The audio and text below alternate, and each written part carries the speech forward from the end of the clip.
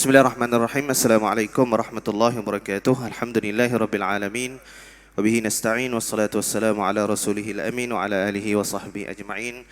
Alhamdulillah, pertamanya kita bersyukur kehadrat Allah Subhanahu wa taala, sama-sama dapat kita menunaikan tanggungjawab kita kepada Allah Subhanahu wa taala. Dan insya-Allah sebagaimana yang kita war-warkan, kita janjikan pada malam ini, Masjid Abidin menerima seorang tetamu istimewa, insya-Allah, yang akan menyampaikan kuliah Maghrib perdana pada malam ini, iaitu Al-Fadil Profesor Yahya Zainul Ma'arif ataupun Buya Yahya, insya-Allah, pengasas Pondok Pesantren Al-Bahjah Kemaman dan Syirabon di Indonesia. Jadi tanpa melengahkan masa, saya menjemput dan mempersilakan Al-Fadil Buya Yahya untuk menyampaikan kuliah kita pada malam ini. Mudah-mudahan sama-sama kita mengambil mutiara-mutiara ilmu yang akan dikupas ialah menjadi tetamu Ramadan, insya-Allah. Falyatafaddal.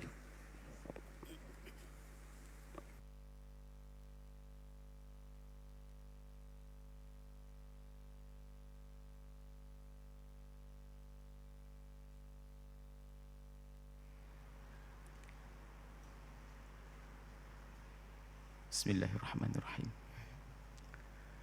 Assalamualaikum warahmatullahi wabarakatuh.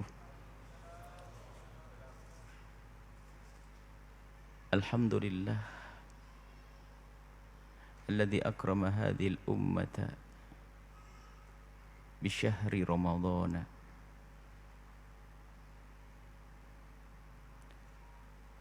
fa'anahum ala siyami wal qiyami fih. Wa salatullahi wa salamuhu ala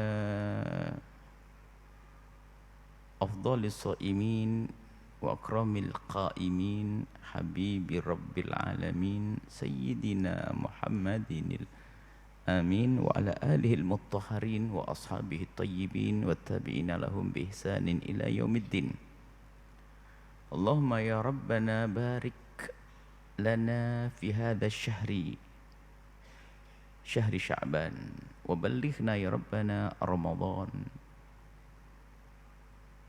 wa a'inna ya rabbana fihi ala siyam wal qiyam waj'alna fihi minal a'idina wal faizin.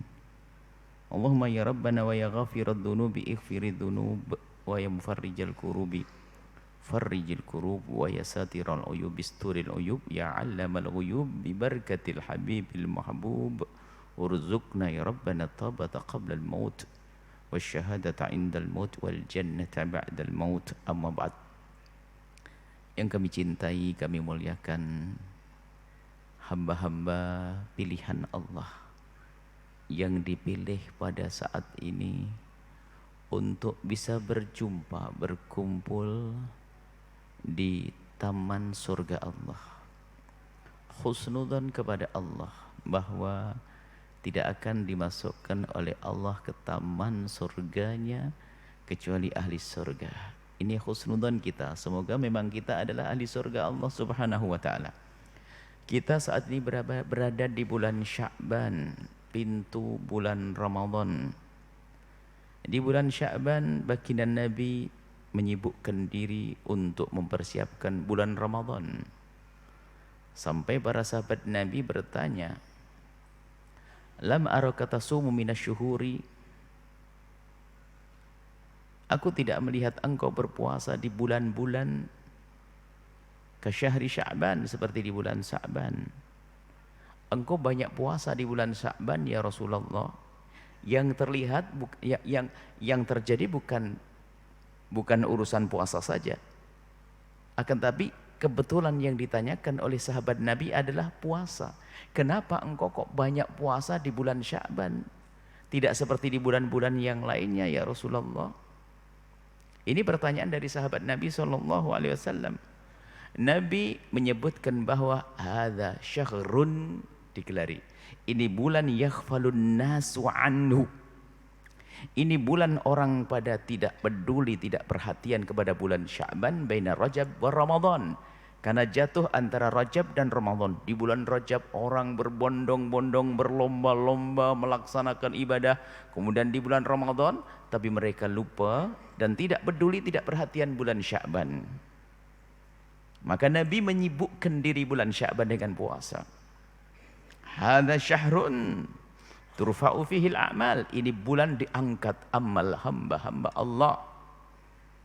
Wa uhibbu an yurfa'a amali wa ana shaim. Aku ingin amalku diangkat dalam keadaan aku berpuasa. Jadi ada amal kita diangkat sifatnya mingguan, hari Senin dan Kamis, ada sifatnya tahunan, yaitu di bulan Sya'ban. Adapun caranya sudahlah, serahkan kepada Allah. Yang jelas begitu dikabarkan oleh baginda Nabi.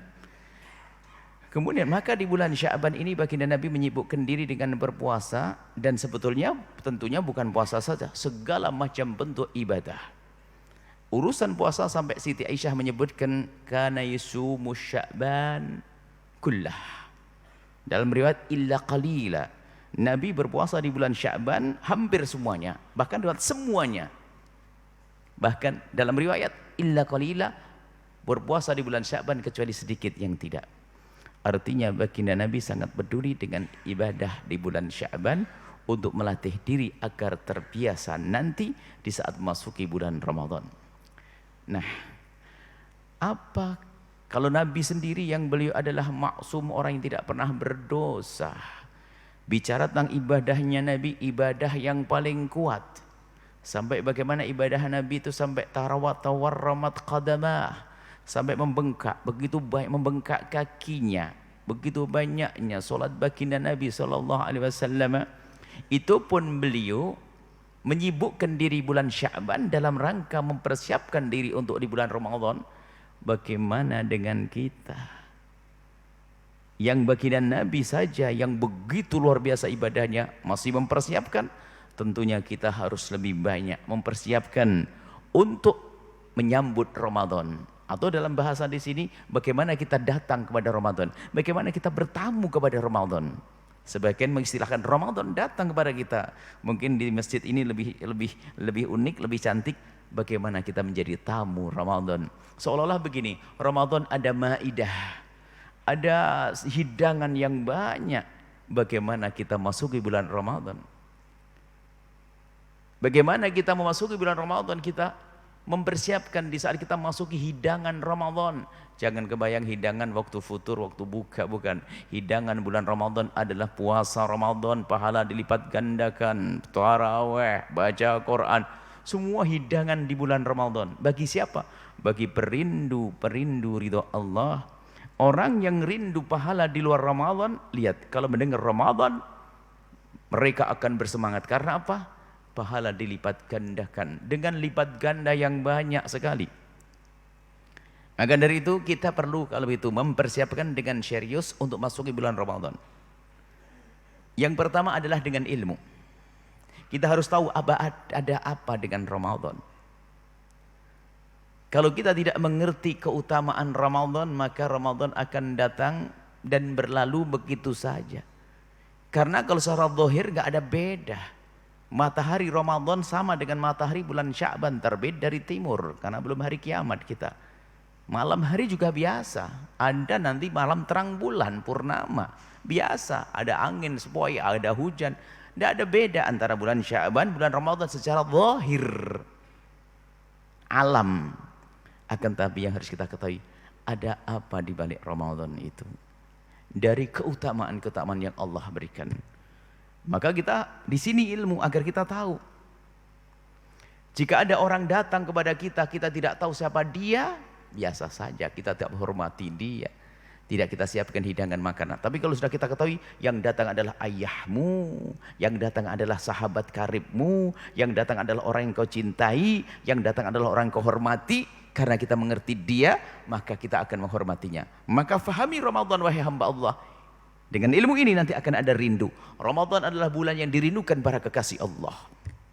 Sehingga menyambut Ramadan dengan riang gembira dan berpisah dengan Ramadan dengan gerai air mata. Mereka memasuki Ramadan dengan senang. Sehingga ada di hari pertama bulan Ramadan mereka bersedekah separuh hartanya, seperempat hartanya sedekah karena terima kasih ya Allah telah kau masukkan aku ke bulan suci Ramadan. Senang telah diberi umur oleh Allah masuk ke bulan Ramadan, gembira, bersyukur, banyak bersedekah. Kemudian syukur lagi apa? Akan aku gunakan bulan Ramadan ini untuk ibadah sebaik-baiknya. Maka ilmu, adapun ilmu ini panjang kisahnya. Yang jelas bulan Ramadan ya ada puasa. Amalan terbaik adalah puasa. Karena itu kewajiban, amalan wajib tidak bisa dikalahkan dengan yang lainnya. Kemudian sholat taraweh, baca Al-Quran. Dan semua amalan-amalan yang bisa dilakukan di luar Ramadan, hendaknya kita hadirkan di dalam Ramadan. Contoh sholat ba'diyah isya. Ada sholat taraweh, ada ba'diyah isya. Maka ketahuilah, sholat ba'diyah isya pahalanya lebih gede daripada sholat taraweh. Oh, karena ba'diyah isya rawatib nempel dengan sholat fardu. Cuman ada orang sholat taraweh tak sholat ba'diyah isya. Ada tak? Karena kurang ilmu. Karena semua kebaikan yang bisa dilakukan di luar Ramadan, kalau masuk Ramadan akan dilipat gandakan. Tapi taraweh memang keutamanya luar biasa. Qiyamul lail, layali Ramadan. Baik, ilmu.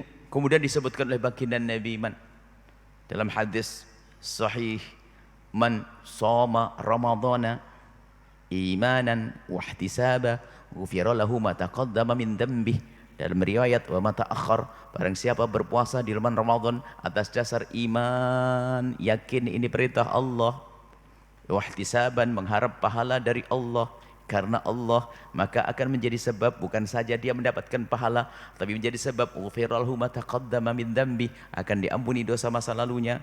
Dalam riwayat man qama, bukan man shoma, man qama, barang siapa menghidupkan malam-malam Ramadan dengan ibadah, imanan wahtisaban, dengan keimanan kepada Allah, bukan karena ikut-ikutan saja, bukan karena tak elok aku tak pergi ke masjid, enggak enak semua pergi, bukan, tapi karena imanan wahtisaba, karena ada yakin bahwasanya ini adalah bulan Allah melipat gandakan pahala.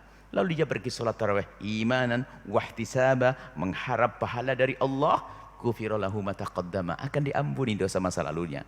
Dalam riwayat man qama lailatul qadri, barang siapa yang menghidupkan dengan ibadah di malam Lailatul Qadar, ini bab baru lagi, Lailatul Qadar. Lailatul Qadar akan diampuni dosa oleh Allah. Dan kapan Lailatul Qadar itu tiba? Dan begitu agungnya Lailatul Qadar yang digambarkan malam lebih bagus daripada 1000 bulan. Malam lebih bagus daripada 1000 bulan. Terbayar kekurangan-kekurangan kita kalau kita serius menghidupkan Ramadan lalu kita bertemu dengan Lailatul Qadar. Makna bertemu dengan Lailatul Qadar adalah jika di malam Lailatul Qadar itu kebetulan bertepatan dengan kita rindu kepada Allah lalu kita beramal baik dan meninggalkan kemaksiatan, maka itulah orang yang bertemu Lailatul Qadar. Dan Lailatul Qadar disembunyikan oleh Allah di sepanjang bulan Ramadan. Hanya kebanyakan di 10 akhir, tapi bisa saja di awal Ramadan, bisa saja di pertengahan Ramadan. Maka tunjukkan jika dirimu orang yang rindu Lailatul Qadar, Anda tidak akan meninggalkan malam Ramadan kecuali Anda akan menjaganya dengan beribadah agar Anda mendapatkan Lailatul Qadar. Bukan ditunggu tanggal 20 saja, Anda menanti tanggal 20, sudah keluar tanggal 15. Cuman Nabi menyebutkan arja yang lebih diharap memang tanggal 20. Baik, ini telah sekitar keutamaan membaca Al-Quran, keutamaannya luar biasa. Selesai, ini dengan ilmu. Cuman ternyata ada persiapan selain daripada ilmu yang tidak kalah pentingnya. Ilmu nanti saya tambah jika ada waktu adalah ilmu berpuasa. Ilmu berpuasa, bolehlah. Ilmu berpuasa misalnya dalam puasa Ramadan kita harus berniat. Niat puasa dimudahkan. Jangan dipersulit orang niat puasa. Seandainya kita niat puasa dengan bahasa Melayu pun, ya Allah aku niat puasa esok hari di bulan Ramadan ini karenamu. Sudah selesai. Yang penting aku niat, disebut bermaksud berniat puasa, disebut bulan Ramadannya bahasa itu fardu, dan disebut esok harinya berarti kita menginapkan niat. Aku niat puasa esok hari ya Allah di bulan Ramadan, selesai. Tanpa harus kita baca niat nawaitu shoma ghadin an adai fardhi syahr Ramadan hadis sana fardhullah. Tidak harus itu. Tapi kalau itu memang ada kesempurnaan dalam niat. Cuma kadang orang awam begitu baik hatinya Suatu ketika dia mendengar bahwa yang tidak niat puasa itu nggak sah puasanya. Tiba-tiba di pagi hari dia tidak puasa. Lalu ditanya, kenapa ibu tidak puasa? Jawabannya apa? Aku lupa niat. Loh memangnya kenapa? Karena aku tidak sholat taraweh. Terus, karena aku tidak hafal niat, maka aku tidak puasa. Ini kan salah. Padahal niat tidak harus pakai niat yang panjang. Nawaitu shoma ghadin. Cukup aku niat puasa. Bahkan di dalam hati. Bahkan mungkin takut lupa kita di tengah sholat, biarpun itu bertentangan dengan kekhusyuan. Allahu Akbar, batin saja di hati. Di hati, aku besok puasa Ramadan. Sudah sah kok. Yang penting harus hadir. Kita sadar kita ingin puasa di esok hari. Cuman dalam madhab Imam Syafi'i dikatakan bahasanya, ucapkan dengan lesanmu biar mantep hatimu. Nawaitu shoma ghadin an adai, dan seterusnya. Itu niat. Kemudian dalam madhab Imam Syafi'i, di dalam niat harus ada tabyid. Bukan Syafi'i, jumhur ulama. Jumhur ulama kecuali madhab Hanafi nanti tabyid, menginapkan niat. Harus niatnya di malam hari. Kapan waktu niat terbentang dari maghrib sampai waktu subuh tiba. Inilah. Jadi kita waktu habis buka kita sudah boleh niat untuk esok hari. Tidak harus nunggu taraweh. Kapan Anda ingat niat langsung Anda niat. Jadi mulai dari maghrib sampai terbentang waktu subuh. Kalau sudah subuh kelewat, tidak ada tabyid. Dan dalam mazhab Imam Syafi'i setiap malam Anda harus niat. Karena setiap hari adalah ibadah yang utuh. Jadi setiap malam niat. Cuman biasanya para ulama khawatir kalau ada yang lupa dan sebagainya, barangkali pernah mendengar dihadirkan mazhabnya Imam Malik. Niatnya sekali tapi untuk 1 bulan. Jadi di bulan Ramadan di awal itu niatnya begini, ya Allah aku mau niat puasa Ramadan sebulan penuh di bulan Ramadan. Sudah selesai. Maksudnya apa? Jika nanti tiba-tiba lupa kita tak niat di malam hari, kita punya stok niat yang banyak 1 bulan menurut madhab Imam Malik. Boleh tak apalah. Cuma jika Anda masih ingat, jangan sombong. Aku kan sudah ikut Imam Malik. Ya enggak. Selagi Anda ingat, Anda niat sesuai dengan madhab Imam Asy-Syafi'i. Ini masalah niat. Dimudahkan. Dan ingat, waktunya harus betul. Maghrib itu adalah terbenam matahari. Bukan ikut tulisan ini, tidak.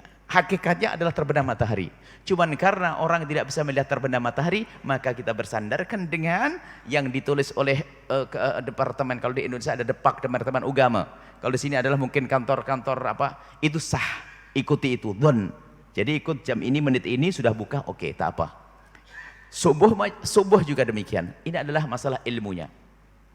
Kemudian ada ilmu lain lagi, ini ilmu zahir. Ini ilmu zahir ini, ilmu syariah, ilmu fikih zahir. Sebetulnya nanti ujungnya adalah ilmu batin yang penting dari itu. Ini ilmu zahirnya. Baik, ilmu zahir lagi di samping masalah niat, kita harus tahu apa itu puasa. Kan begitu. Puasa adalah menahan diri dari hal yang membatalkan, dimulai dari terbitnya fajar shadiq, fajar yang kedua waktu subuh hingga terbenam matahari. Itu kan definisi. Dan kita pun tidak akan bisa melakukan puasa kecuali kita tahu apa yang membatalkan puasa. Maka fikihnya pada malam hari ini akan kami hadirkan apa-apa saja yang membatalkan puasa, tapi kami tunda di akhir. Ringkasnya kami ada buku catatan kecil, ada fikih praktis untuk fikih puasa, judulnya ringan, 9 hal yang membatalkan puasa dan 9 orang yang tidak wajib berpuasa. Kalau Anda pegang itu, sudah punya rambu-rambu, punya gambaran umum, gambaran utuh tentang puasa. Baik, kita tinggal dulu, barangkali ada waktu akan kita bahas. Jika tidak ada waktu, insya Allah pertemuan yang lain. Persiapan yang lain apa? Persiapan ilmu, persiapan zahir ada, persiapan ilmu termasuk zahir ilmu itu. Ilmu di sini zahir, dihafal. Termasuk persiapan zahir ya, persiapan siapkan mushaf, makanan atau apa ya, tarawih di mana nanti. Ada lagi yang terpenting persiapan batin. Bagaimana kalau kita masuk Ramadan kita bisa maksimal. Ada 2 hal yang harus kita fahami. Yang pertama adalah jika kita ada hal yang menjadikan orang Ramadan sia-sia. Yang pertama, malas beribadah. Biarpun masuk Ramadan kalau tak ibadah, malas beribadah. Yang kedua adalah sudah beribadah banyak tidak diterima oleh Allah. Dua hal yang harus difahami ini. Maka para ulama menjelaskan apa yang menjadi sebab kita malas beribadah. Ini, apa yang menjadikan kita malas beribadah? Disebutkan yang menjadi sebab kita malas beribadah karena dosa-dosa kita. Maka kalau ada yang bertanya di bulan Sya'ban, apa sebaik-baik amal yang kita lakukan? Adalah memohon ampun kepada Allah, istighfar yang serius. Sesali dosa-dosamu dan ingat wahai hamba Allah, sebesar apapun dosamu, ingat Allah Maha Kuasa untuk mengampuni, asalkan kita serius sungguh-sungguh memohon ampun kepada Allah. Maka mulai malam ini yuk kita serius menghadap kepada Allah. Anda harus punya waktu khusus di kamar yang sempit. Anda kunci itu kamar, tidak ada orang lain, lalu Anda mengadu, ya Allah, aku dahulu pernah melakukan ini dan itu, ya Allah ampuni, sampai derai air mata, sampai berderai air mata, sampai menangis. Pokoknya kita harus bertobat, sebab yang menjadikan beban susah beribadah karena dosa. Ayo kita memperbanyak tobat dan kita sesali, kita sadari dosa-dosa kita di masa yang lalu. Kalau kita belum berdamai dengan Allah, kita masuk bulan Ramadan malas. Kalaupun melakukan sholat taraweh yang ikut-ikutan, pengen yang paling cepat, pengennya yang paling pokoknya deh. Puasanya pun menjadi puasa-puasa yang disebutkan oleh Nabi, puasa sepertinya. Cuman karena bukan puasanya orang yang rindu kepada Allah, puasanya orang yang bermaksiat, maka kalaupun dia berpuasa, dialah orang yang berpuasa yang disebutkan oleh baginda Nabi, kam min sa'imin laisa lahu min siyami ilal ju' wal atas. Alangkah banyaknya orang berpuasa tapi tidak mendapatkan apa-apa kecuali lapar dan dahaga. Kenapa? Dia berpuasa maksiat jalan. Apalagi penghapus pahala banyak sekali hari ini. Handphone kita pun kadang membawa gambar-gambar yang menjadikan pahala akan hapus. Sepertinya orang itu beribadah, cuman ternyata melakukan dosa yang menjadikan pahalanya terhapus. Maka dari itu ini persiapan sejati, persiapan sesungguhnya. Sebelum masuk bulan Ramadan, ayo kita serius berdamai dengan Allah. Kita mohon ampun kepada Allah. Yang serius mohon ampunnya, bukan main-main. Baginda Nabi itu nggak punya dosa, nggak punya salah, tapi di setiap majelis begini tidak kurang dari 70 kali memohon ampun kepada Allah. Beristighfar. Bagaimana Nabi sebanyak itu beristighfar?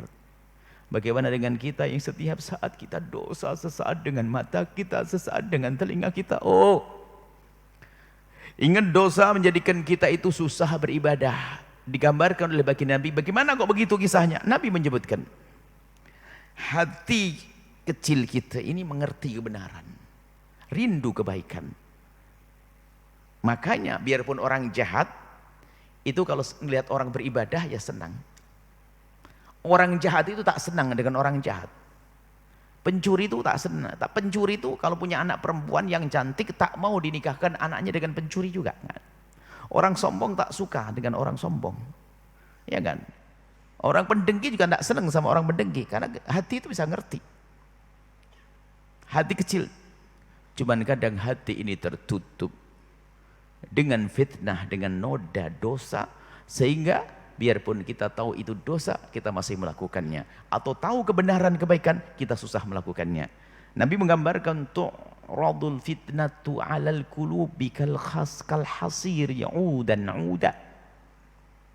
Gambarannya itu, hati itu akan tertutup kena fitnah. Tu'radul fitnah, fitnah itu akan nempel di hati. Hati itu yang semula bersih dengan maksiat itu nempelnya seperti hasir.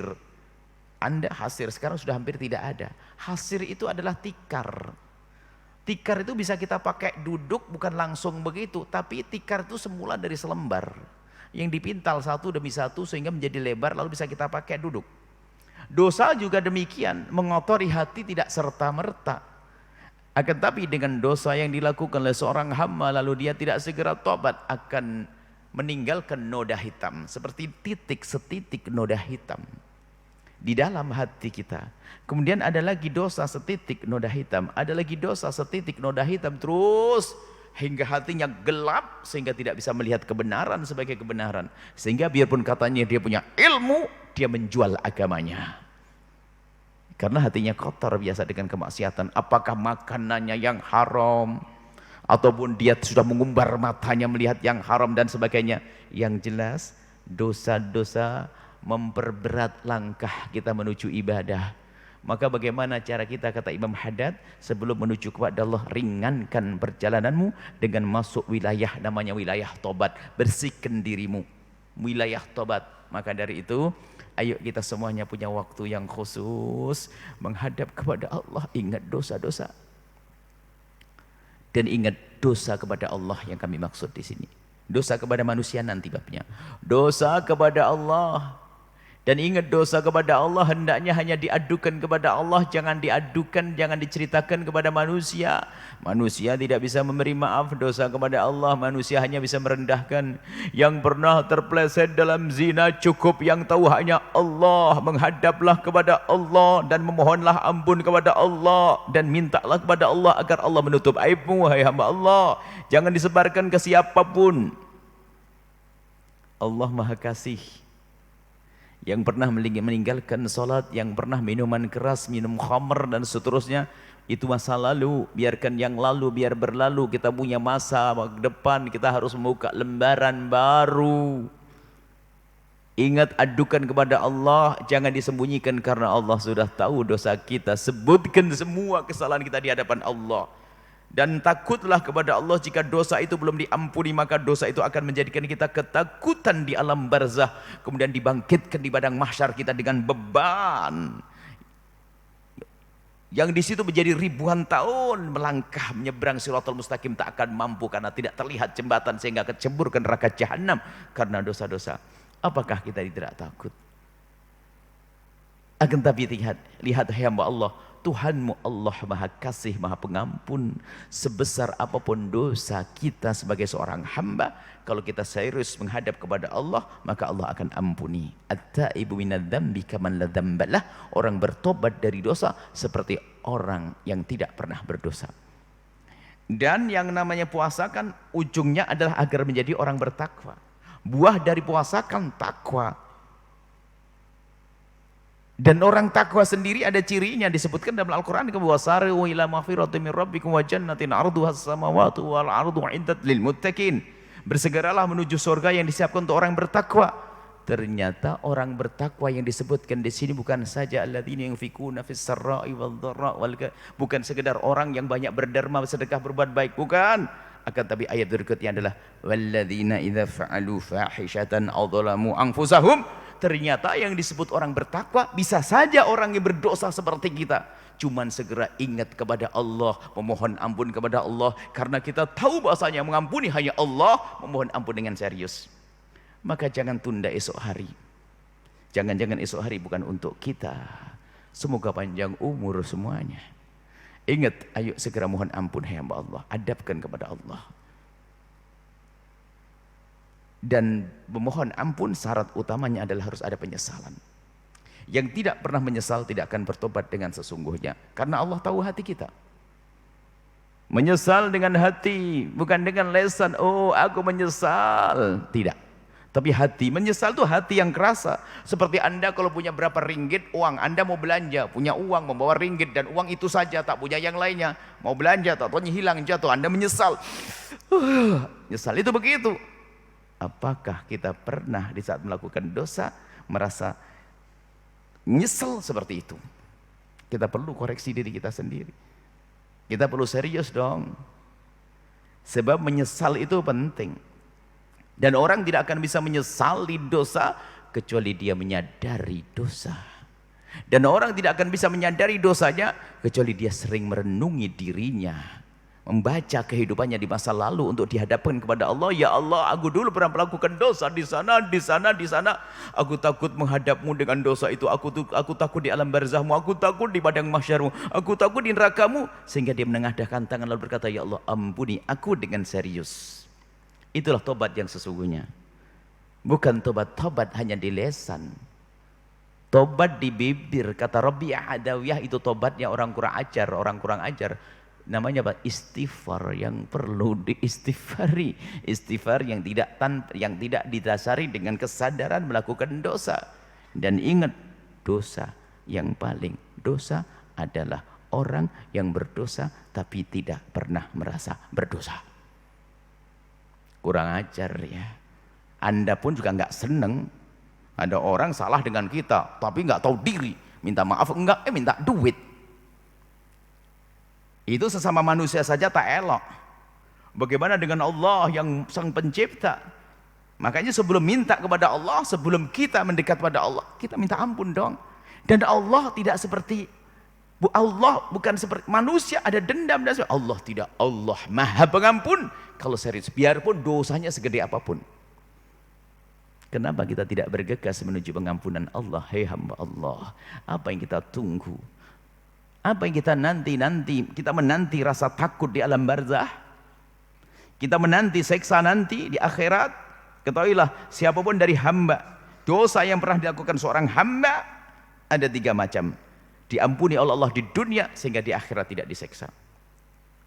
Atau diseksa Allah di dunia dengan musibah, kemudian di akhirat juga tidak diseksa. Atau di dunia sebelum diampuni juga tidak dihukum oleh Allah, maka akan ditemui hukumannya nanti di akhirat. Naudzubillah, pedih sekali di sana. Uji diri Anda. Berapa kali Anda sehari dan memohon ampun kepada Allah?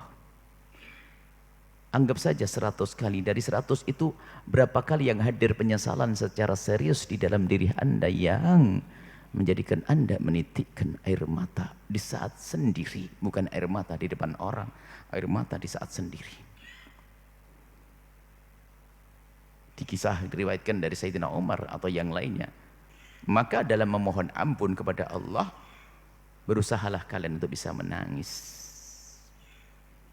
Menangisi dosa. Menangis atas dasar penyesalan, bukan nangis buatan. Maka dikatakan menangislah engkau karena engkau punya dosa. Jika engkau belum bisa menangis, maka menangislah. Terus berusaha untuk menangis. Jika belum bisa menangis, maka terus berusahalah engkau untuk menangisi dosamu. Jika terus belum bisa menangis, maka menangislah engkau karena engkau telah tidak bisa menangis. Itu artinya hatimu sangat keras.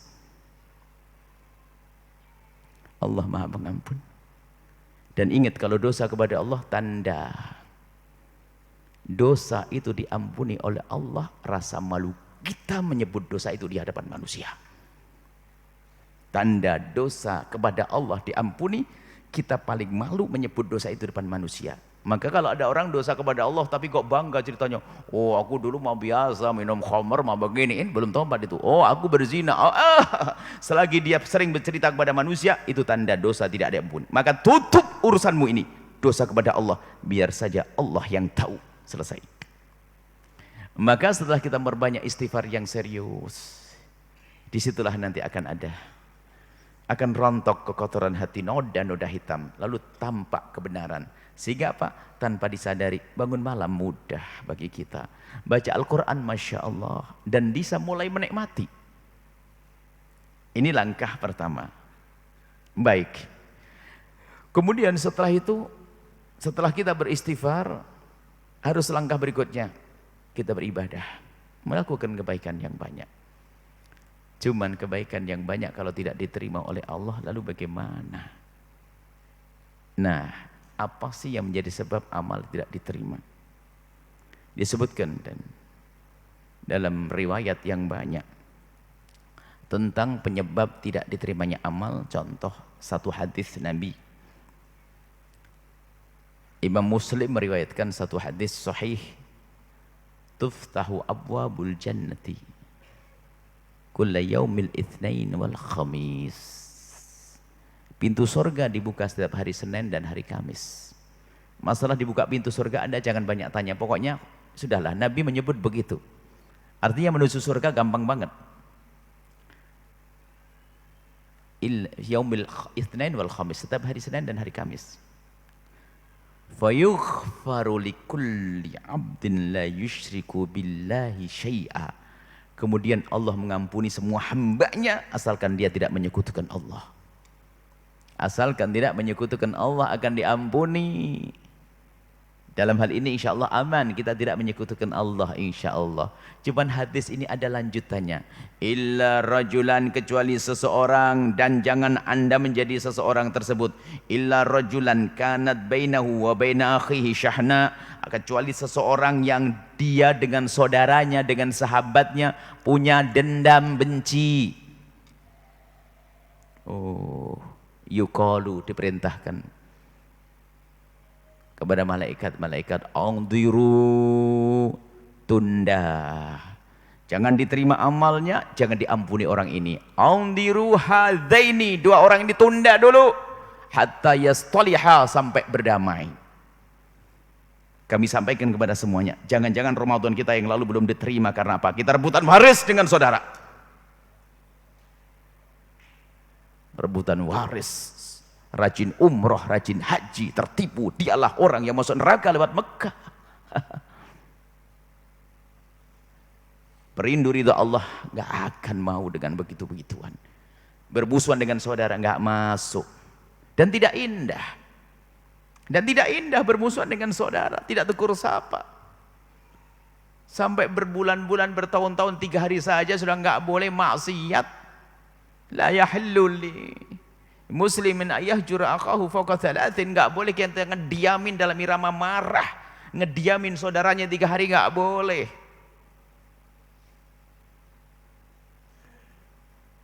Nah, ini yang perlu kita hadirkan di sini. Persiapan kita adalah berdamai. Setelah berdamai kepada Allah, yang kedua berdamai dengan manusia. Dan hidup kita setelah itu damai, indah. Itulah para kekasih Allah yang di dunia memerangi dendam. Hilang dendam, hilang benci. Coba seperti ini, kita bertemu tidak ada benci, kita senang. Coba kalau anda benci dengan kami, anda tidak akan mau datang ke sini. Karena ada cinta, kita rindu. Makanya dalam belajar begini pun harus ada kuncinya dong, harus ada. Bahwasanya di antara kita tidak ada benci, tidak ada dendam, tidak ada dengki, tidak ada prasangka buruk. Maka kalau sudah kaidah belajar begitu, indah. Ilmu itu masuknya gampang. Dengan cinta. Nggak ada benci di antara kita. Dengan saudara, na'udzubillah, kadang tidak tegur sapa dengan saudara, musuhan, dendam. Maka malam ini kita mulai berdamai. Ayo berdamai dengan siapapun, jangan turuti hawa nafsu. Berdamai dengan saudara, jangan dendam. Tapi urusan apa? Urusan pribadi. Bukan urusan Allah, urusan Allah harus marah kita. Urusan pribadi kita dicaci, kita diolok, kita difitnah, kita digunjing, hak kita diambil, kita lapang. Menuntut di mahkamah boleh kalau harta kita diambil, tapi tanpa dendam, tanpa benci. Hati-hati. Kebencian ini saat ini betul-betul Masya Allah. Baik di negeri ini atau di negeri Indonesia sana, kita menemukan permusuhan sering dibuat karena adanya media sosial, sering disebar fitnah, berita bohong, sehingga seorang awam membenci ulama dan seterusnya, ulama diadu dan seterusnya, sehingga benci.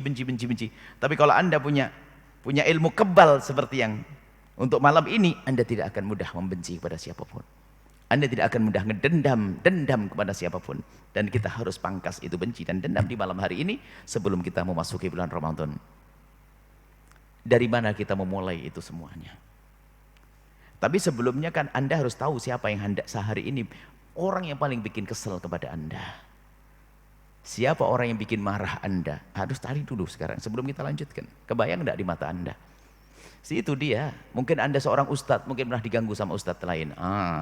Seorang pedagang rupanya diganggu sama pedagang lain.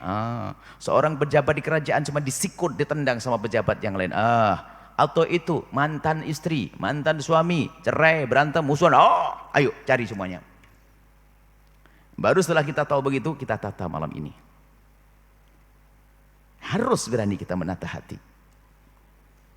Kita tata malam ini. Bagaimana cara menata? Baik. Setelah kita ketemu orang yang kita benci, yang kita marah dengan dia, pastikan anda mulai malam ini, mulai hari ini, akan memulai berdamai dengan memberikan kebaikan. Kebaikan yang pertama adalah anda pastikan bahwa anda bisa mendoakan dia dengan doa kebaikan. Bukan anda mendoakan doa kebaikan dengan kami, anda tidak ada masalah dengan kami, mah gampang.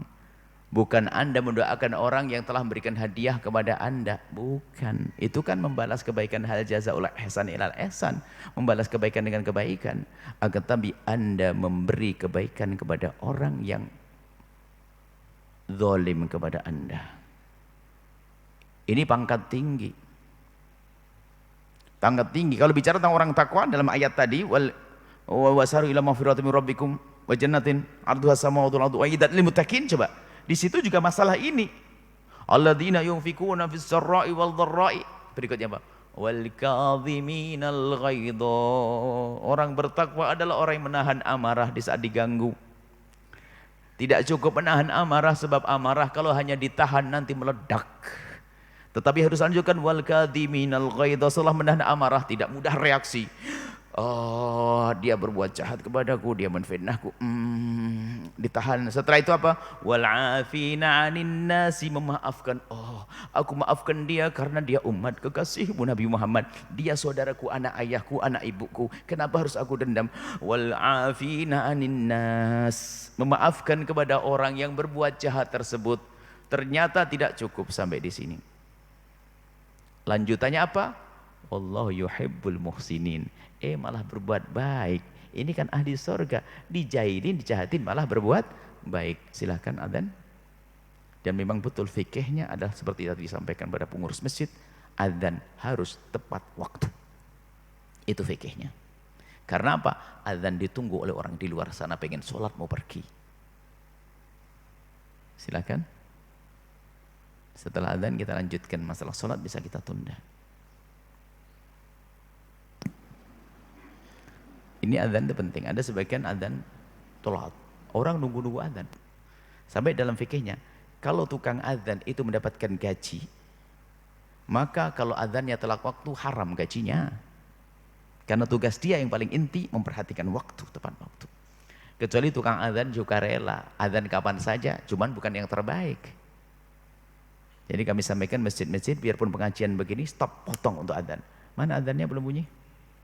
Sudah nyala? Allahu Akbar, Allahu Akbar. Allahu Akbar, Allahu Akbar. Allahu Akbar, Allahu Akbar. Allahu Akbar, Allahu Akbar. Asyhadu an la ilaha illallah. Asyhadu an la ilaha illallah. أشهد أن محمد رسول الله. أشهد أن محمد رسول الله. حي على الصلاة. حي على الصلاة.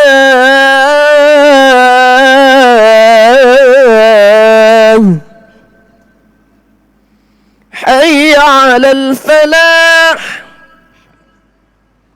حي على الفلاح.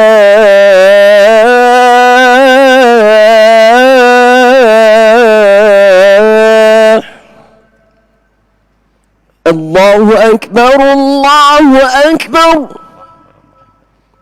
لا إله إلا الله.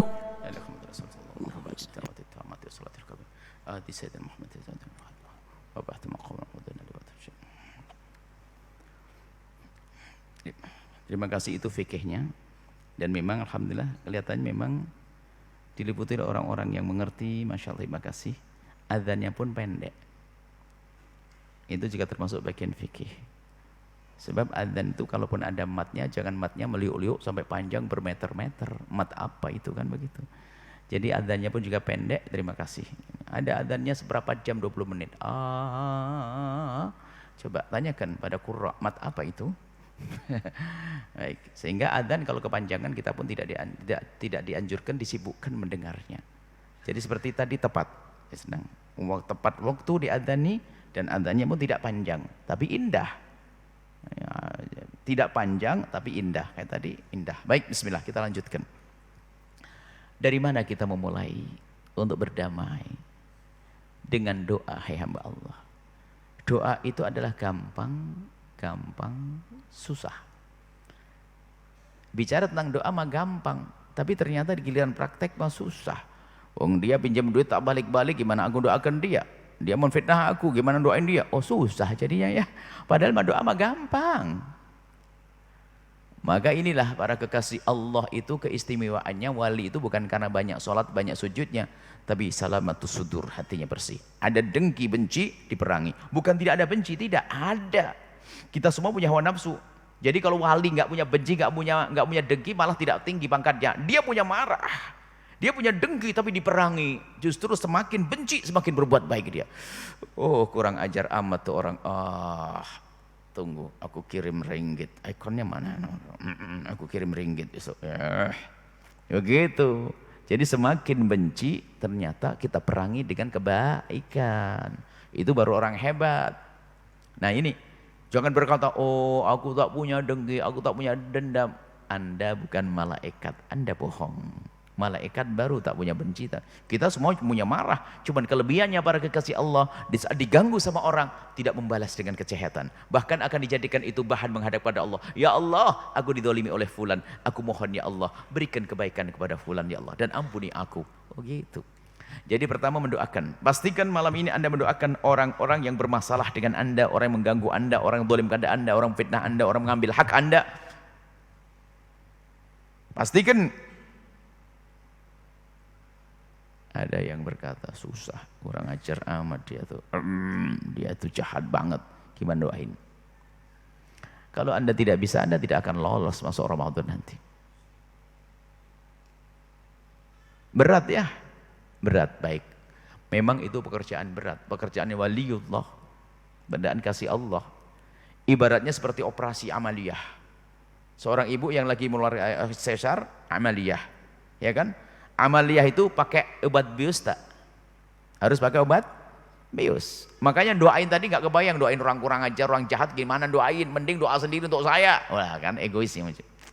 Maka saya kasih obat bius. Kalau Anda nelan obat bius ini nanti, si suntik bius cedes, Anda keluar dari tempat ini, Anda mulai bisa mendoakan orang yang bermasalah dengan Anda. Anda obat biusnya saya kasih. Cerep, masuk obat bius pada Anda pulang, Anda akan mulai mendoakan saudara Anda. Baik, obat biusnya adalah sabda Nabi SAW. Dengar, ma min abdin, Abi Darda, dari Imam Muslim meriwayatkan dari Abi Darda, dari Rasulullah, Nabi bersabda, ma min abdin muslimin yad'u li akhihi al-muslimi ala dhahril ghaibi ila wa qala al-malaku walaka bimithlin. Tidak ada seorang mendoakan saudaranya yang saudaranya tak ada di hadapannya, di rumah sendiri, atau lagi bermasalah dengan dia. Kalau ada orang mendoakan orang lain, saudaranya, sahabatnya yang bermasalah dengan dia, atau dia tak ada di hadapannya, oh, kalau kita bisa mendoakan semacam ini, malaikat mendoakan, kamu dapat duluan.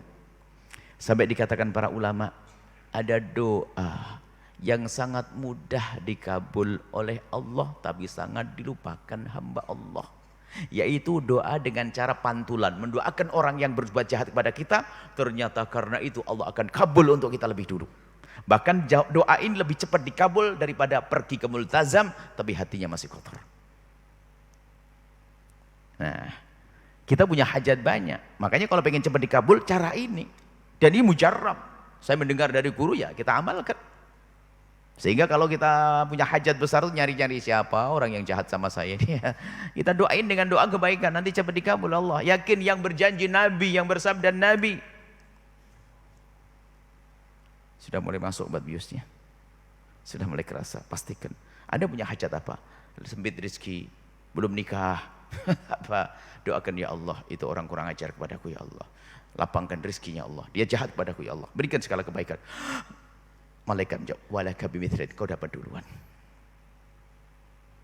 Dan ini adalah buahnya apa? Kalau kita bisa melakukan doa ini, dapat dua pahala, dua faedah. Yang pertama, doa akan dikabul untuk kita. Yang kedua, akan bersih hati. Bahkan sebagian kekasih Allah itu kalau punya hajat besar itu nyari siapa yang berbuat dolim kepadanya. Yang dia nggak jahat, nggak ada yang dolim. Jadi kalau ada orang buat jahat kesempatan, dia berbuat zalim padaku, nanti malam awas ya. Nanti malam sholat 2 rakaat. Ya Allah, itu orang jahat kepadaku, ampuni dia ya Allah, berikan kesadaran, berikan segala kebaikan. Mudah dikabul untuk kita. Jangan biarkan dendam. Kalau dendam itu terus kita tumpangi dengan doa, semakin kebakar hati. Nyungsep, ketabrak kereta.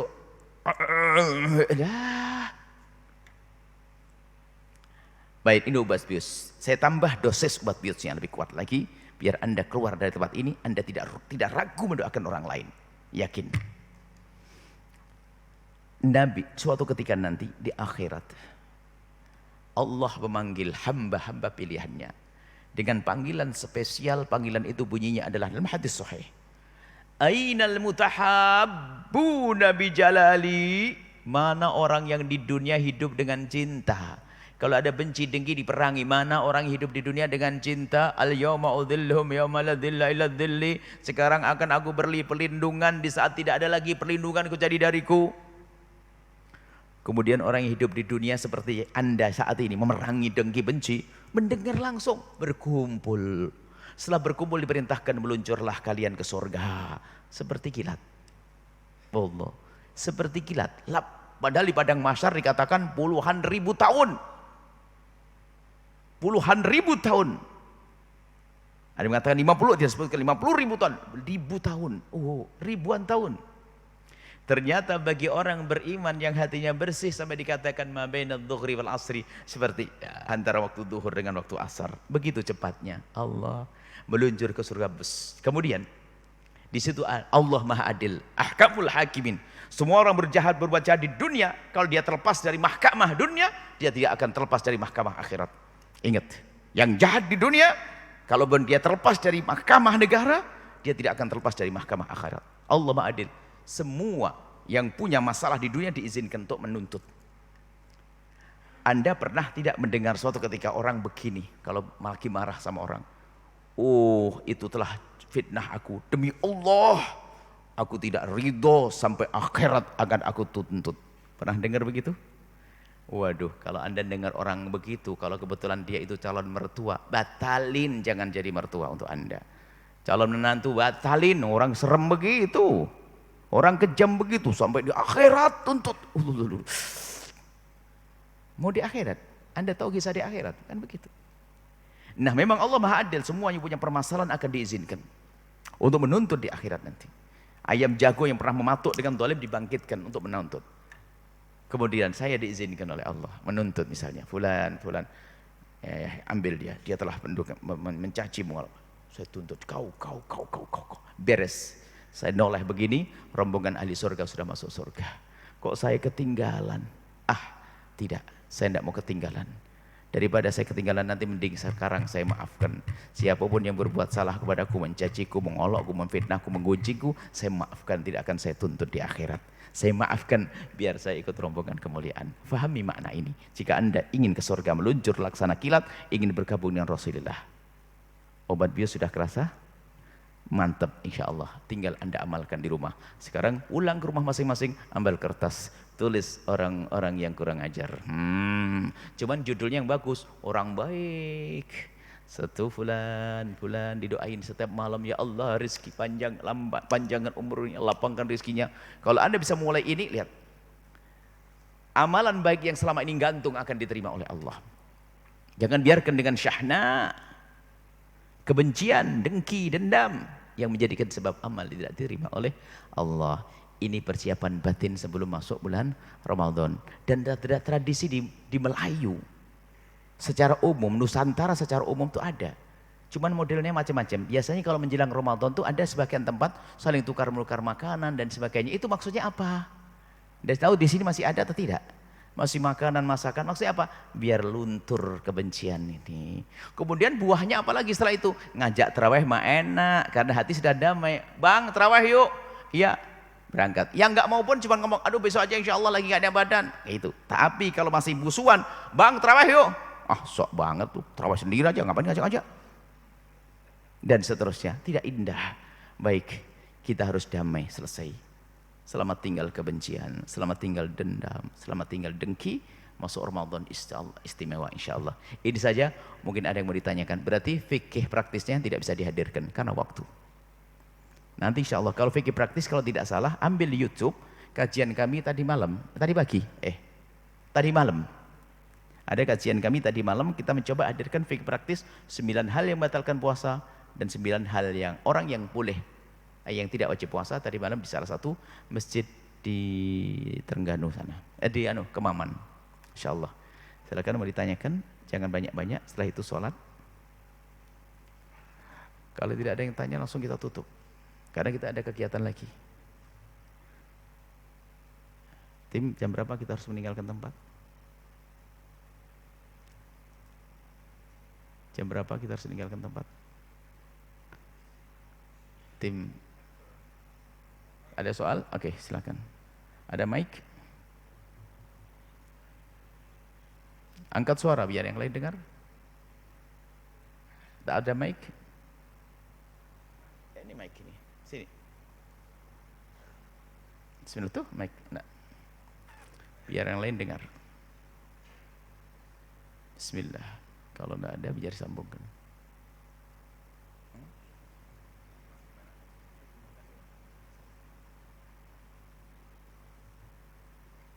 Kenapa belum?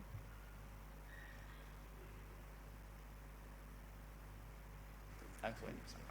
Bolehkah guna pendapat Imam Nawawi tentang Allah? Bolehkah guna pendapat Imam Nawawi tentang bersugi ketika berpuasa? Pendapat Imam Nawawi tentang bersiwak. Oh, bersiwak. Itu masalah sunnah. Ada yang lebih penting, sunnah. Jadi itu adalah biasanya dibahas kalau berpuasa, saya bahas tentang memasukkan suatu ke lubang. Jadi yang membatalkan puasa, mungkin saya masukkan fikih sedikit. 9 hal yang membatalkan puasa. Yang pertama adalah memasukkan sesuatu ke salah satu lubang yang 5. Yang pertama adalah lubang mulut. Lubang mulut. Yang dimasuk lubang mulut di sini adalah nelennya.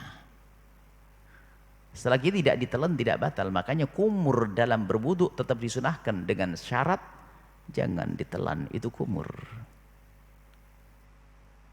Sikat gigi di siang hari bulan Ramadan tidak membatalkan puasa dengan syarat sikat giginya jangan ditelan.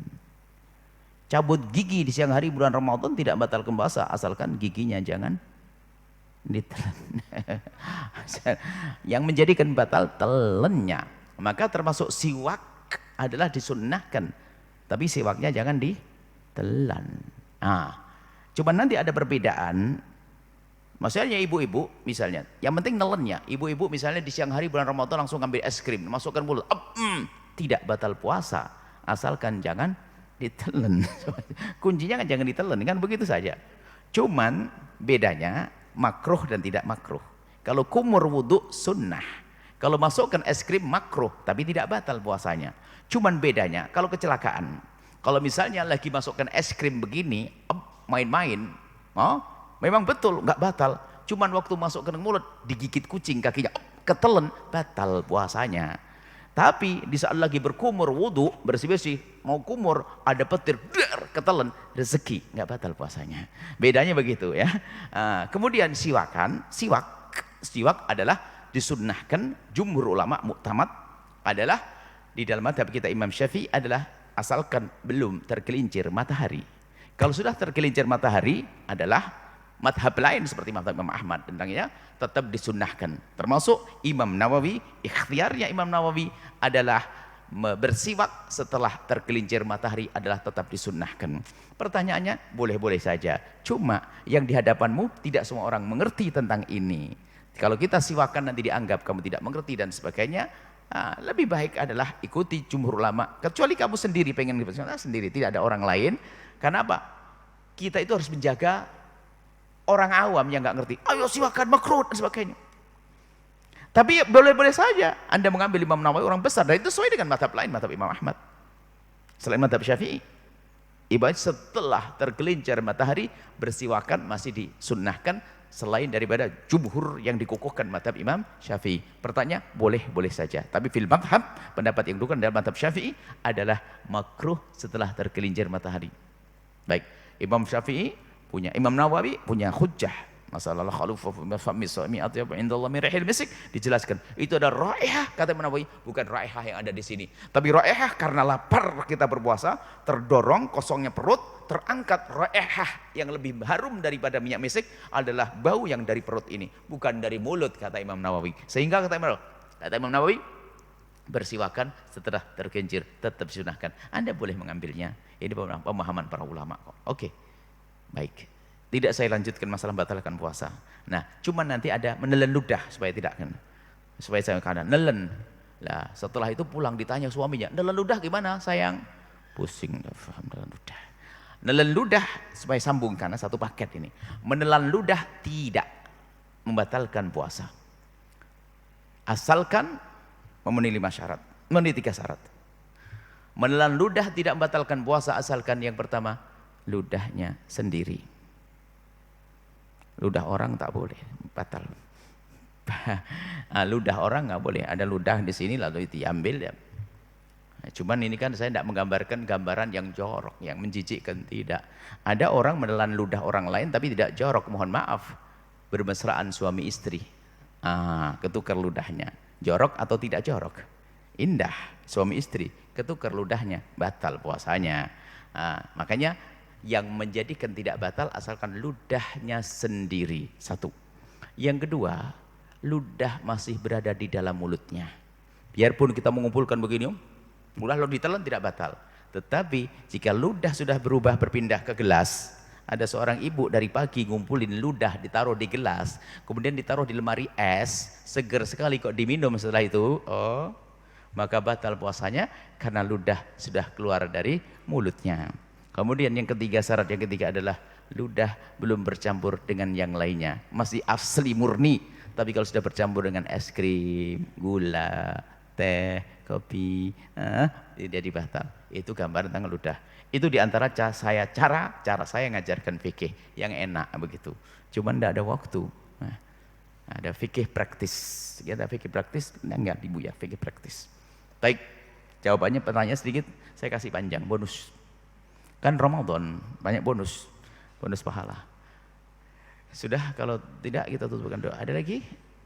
Sebentar, ada 2 ini, saya lihat matanya bareng 2. Oke, 1, 2. Ada 2, setelah itu selesai.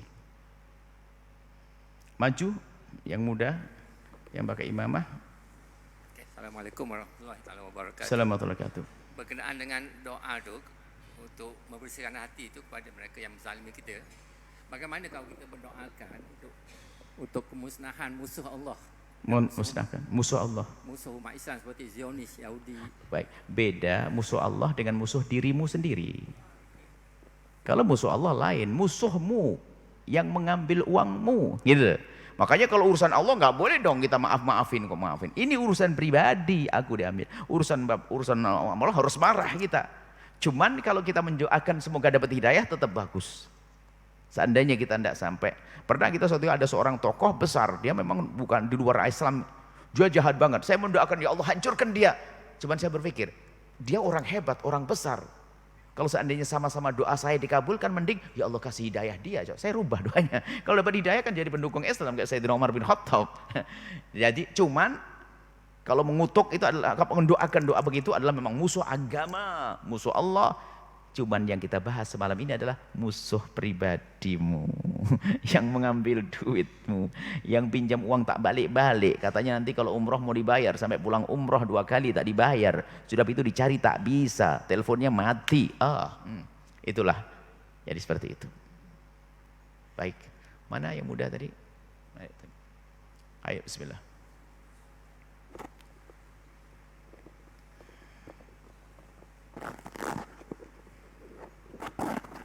Assalamualaikum Buya. Jadi nama saya Muhammad Ali Hakimi.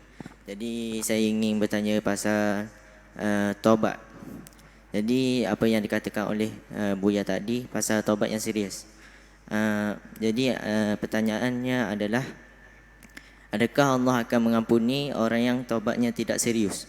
Yang mana hari ini dia bertaubat, pada malamnya dia melakukan semula maksiatnya itu. Baik. Tobat yang tidak serius tidak diampuni oleh Allah karena dia belum tobat bohongan. Tapi kalau orang tobat melakukan dosa lagi, bukan berarti tobatnya tidak serius. Manusia tempat salah. Ada suatu ketika orang datang kepada Nabi, ya Rasulullah, aku melakukan dosa, apa yang harus aku lakukan? Kau menyesal. Menyesal ya Rasulullah. Tobat, tobat. Cuma setelah tobat, saya besok melakukan lagi ya Rasulullah. Jawab Nabi, kau tobat lagi. Tapi setelah itu saya melakukan lagi ya Rasulullah. Iya, kau tobat lagi. Sampai kapan ya Rasulullah? Sampai kau bosan, maka setelah itu tidak diampuni oleh Allah. Jadi tobat yang pertama serius, kemudian kepleset lagi, namanya manusia. Yang nggak boleh setelah tobat bilang besok lagi. Aku kurang ajar, Allah Maha tahu. Ini halus tobat itu. Contoh, naudzubillah, seorang perempuan atau laki-laki katanya tobat dari zina, tapi nomor teleponnya masih disimpan. Bohong dia. Nggak usah bohongi Allah. Mau nomor teleponnya, perempuan katanya apa? Aku menyesal, pernah dizinai seorang laki-laki dan sebagainya. Tapi nomor teleponnya masih disimpan. Hadiah sapu tangannya masih disimpan. Bohong dia katanya tobat. Kalau tobat akan dibakar semuanya itu kalau tobat. Allah Maha tahu kok. Jadi tobat itu kalau serius pasti diampuni. Allah sudah berjanji kalau serius memenuhi syarat akan diampuni oleh Allah. Ud'uni astajib lakum. Bukan pasti, makna pasti kami sesuai dengan janji Allah akan astajib. Cuman kalau doa, ya kalau tobatnya bohongan ya enggak dong bohongan. Allah kan Maha tahu di hati kita. Maka ayo kita menyesali tobat dengan serius. Cuman kalau kepleset lagi, misalnya dia sudah tobat dari minuman keras, wah astagfirullah nyesel dan sebagainya. Di suatu keadaan tiba-tiba terlena lupa minuman lagi.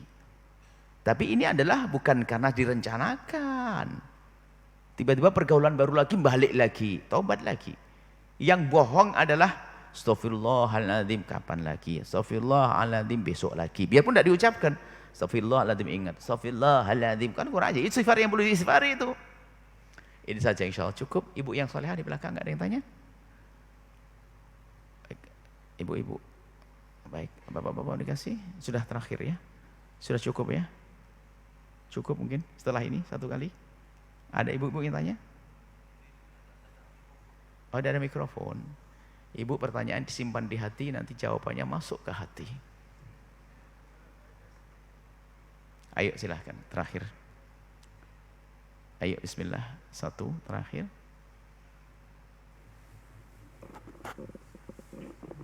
Ayo bismillah.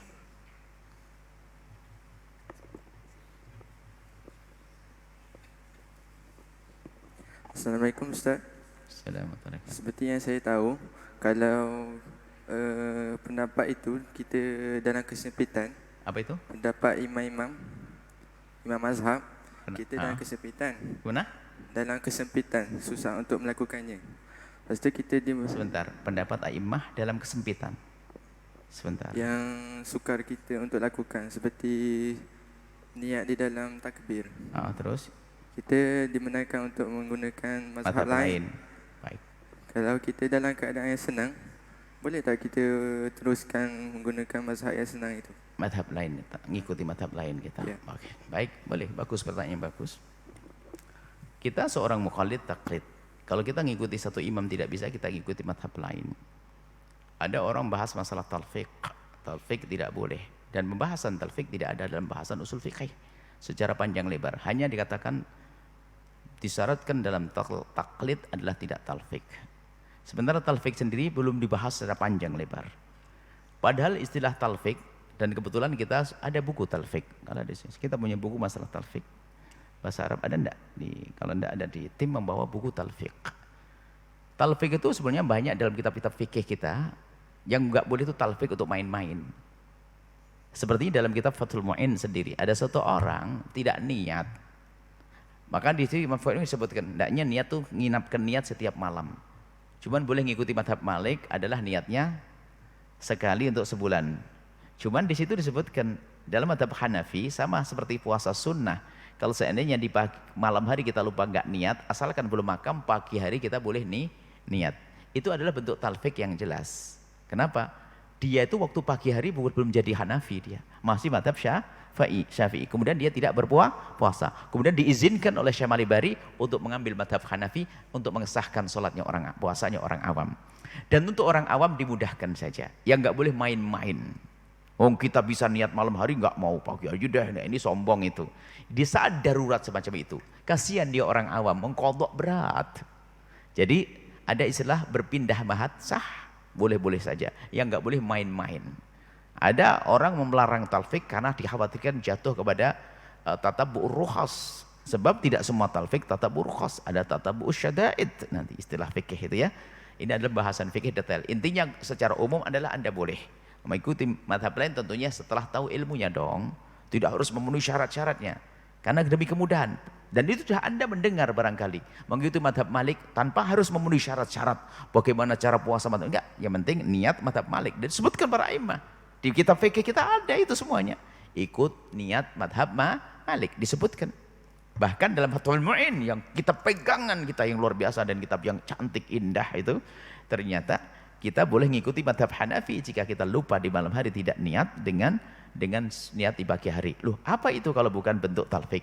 Maksudnya boleh, tapi tentunya harus ada aturannya. Yang enggak boleh adalah sombong. Niat, enggak, besok aja deh. Ngapain besok aja? Tinggal niat aja kok sombong amat. Saya ikut Hanafi. Wah ini agama madhab bikin main-main. Untuk solusi boleh keadaan tertentu. Apalagi urusan ibadah. Ini saja insya Allah. Dan biasa kadang-kadang pembahasan fikih jadi bahan berantem untuk sebagian para asatid. Karena ustadznya tidak mengenal yang kita bahas malam ini. Kita tidak boleh saling benci. Diskusi ilmiah oke dong. Tapi benci nggak boleh. Dendam nggak boleh. Pembahasan ilmiah harus ada dong. Dan kita, madhab kita kuat. Madhab Syafi'i luar biasa. Semuanya madhab hebat. Baik seperti itu. Boleh saja tapi dengan aturan yang nggak boleh adalah main-main dalam beragama. Ini saja insyaallah, dan setelah ini silahkan mendirikan sholat. Dan kami sudah sholat karena kami sudah sholat menjamak dan qashar saya, faedah saya. Kalau saya pergi qashar karena Pak, kita akan segera melanjutkan kegiatan di tempat yang berbeda. Mohon maaf jangan ditiru, wah ini bubar dak sholat. Saya sudah sholat tadi. Baik, bismillahirrahmanirrahim. Alhamdulillahirabbil alamin. Allahumma shalli ala habibina sayyidina Muhammad wa ali sayyidina Muhammad. Allahumma ya Allah, pandang kami dengan kasih sayang dan cinta darimu. Berikan kepada kami segala kebaikan di dunia dan di akhirat. Ya Allah, berkailah bulan Sya'ban ini dan sampaikan kami kepada bulan Ramadan, dan jadikan kami di bulan Ramadan sebagai hamba yang minal aidina wal faizin, yang kembali kepadamu dengan pengampunan dan beruntung dengan pahala berlipat ganda. Kami mohon ya Allah, bersihkan hati kami dari dendam, benci dan dengki ya Allah. Maka kami mohon, jika ada orang berbuat salah kepada kami, orang menyakiti kami, orang zalim kepada kami, orang aniaya kepada kami, orang menfitnah kami, orang menggunjing kami, orang prasangka buruk kepada kami mohon berikan kesadaran dan jangan hukum mereka. Ampuni mereka ya Allah, ampuni mereka ya Allah. Mereka umat kekasihmu Nabi Muhammad. Kami tidak ingin mendendam kepada siapapun ya Allah. Dan kami mohon seperti Engkau pertemukan jasad kami saat ini, pertemukan hati kami dalam cinta karenamu. Dan seperti Engkau pertemukan kami saat ini, pertemukan kami kelak di surga bersama kekasihmu Nabi Muhammad. Ya Allah, ampuni dosa kami ya Allah. Jangan sisakan sedikit pun dari dosa-dosa itu.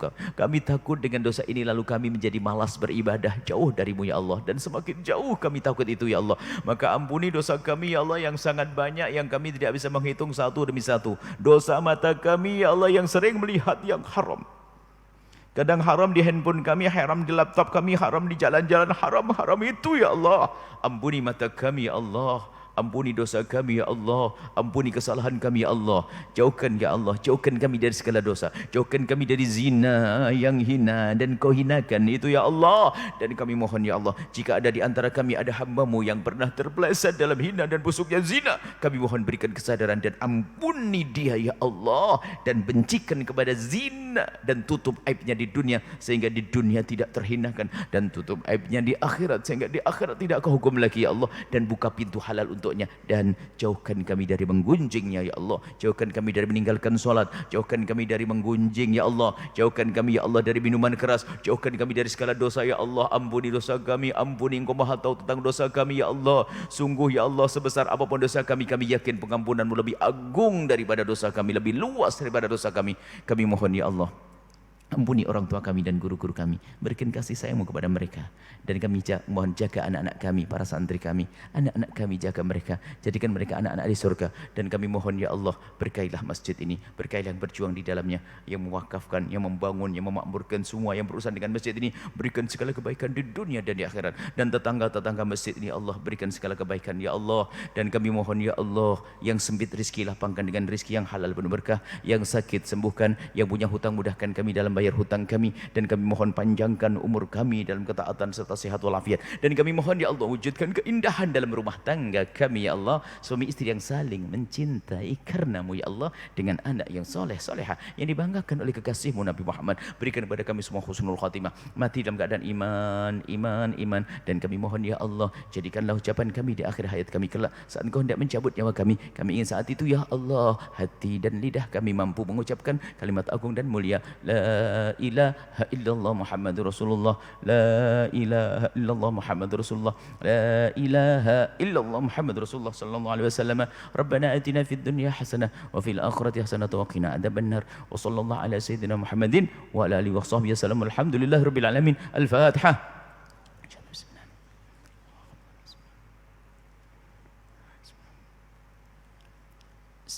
Sekedar informasi, Al-Bahjah itu ada pesantren, ada media, radio, ada televisi, ada pesantren, beberapa cawangannya di beberapa penjuru Indonesia. Di antara ada cawangan Al-Bahjah pesantren di Kemaman. Di Kemaman, insyaallah ada di sana cawangan di Kemaman. Mohon doakan, doakan semuanya. Terima kasih, sampai ketemu. Silakan langsung sholat 2 rakaat sholat sunnah, baru kemudian sholat isya berjamaah. Nuhibbukum fillah. Kami cintai semua karena Allah. Assalamualaikum warahmatullahi wabarakatuh. Waalaikumsalam warahmatullahi wabarakatuh. Masjid mengucapkan jutaan terima kasih kepada Buya Yahya di atas curahan ilmu kepada kita semua sebentar tadi. Mudah-mudahan sama-sama dapat kita ambil mutiara tersebut dan insya-Allah kita gunakan dalam kehidupan kita insya-Allah.